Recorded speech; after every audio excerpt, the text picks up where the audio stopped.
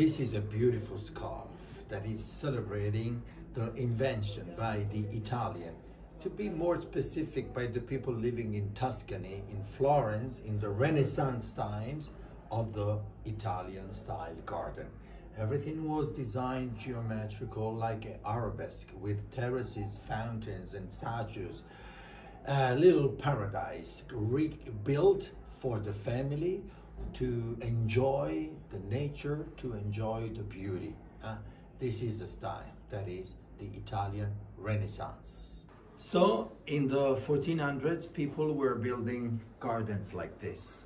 Today, we print these gardens, and so we celebrate that idea with this scarf that was partially made with the watercolor made by Patrizia, Davide, so the designer's mother, and this invented structure, metallic structure on top of a Renaissance well-designed garden. That's it, Botanica. Read the name here.